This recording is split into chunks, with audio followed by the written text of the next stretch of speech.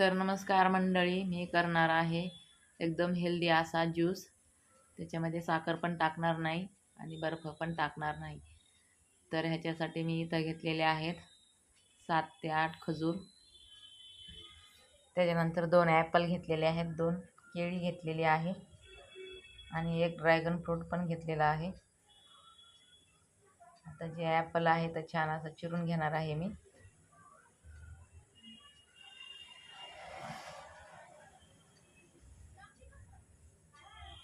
ॲपलचे बारीक असे तुकडे करून घेतलेले आहेत.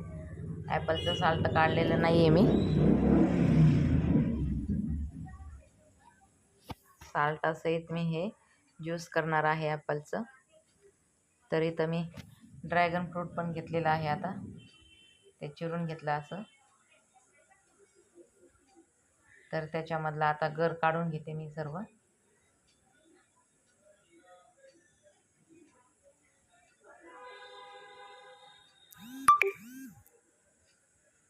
तर हे बघा, मी आता त्याच्यातला सगळा गर काढून घेतलेला आहे.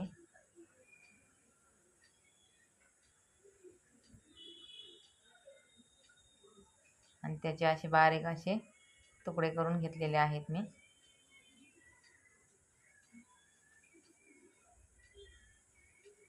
तर आता ड्रॅगन फ्रूटचे आपले बारीक असे तुकडे करून झालेले आहेत.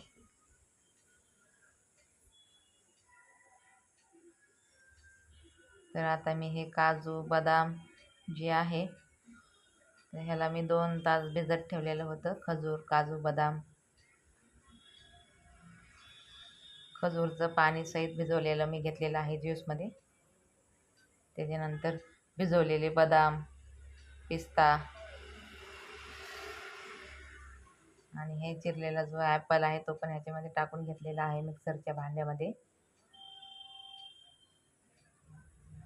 त्याच्यानंतर आता ही केळीचे तुकडे पण ह्याच्यात टाकून घेणार आहे ज्यूस पात्रामध्ये. तर आता ह्याच्यामध्ये मी दूध टाकणार आहे. साधारण 1.5 ग्लासपर्यंत मी दूध टाकलेलं आहे.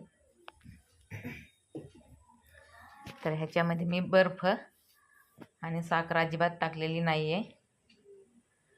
तर तुम्ही बघू शकता आपला ज्यूस छान असा घट्टसर झालेला आहे. आता मी हे जे आहे तो ज्यूस एका ग्लासमध्ये काढून घेते. तर तुम्ही बघू शकता किती छान असा हा घट्ट ज्यूस तयार झालेला आहे, एकदम हेल्दी असा.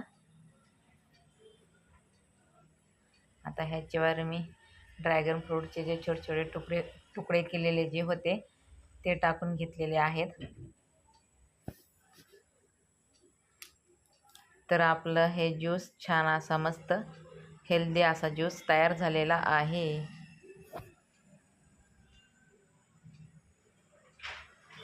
तर धन्यवाद.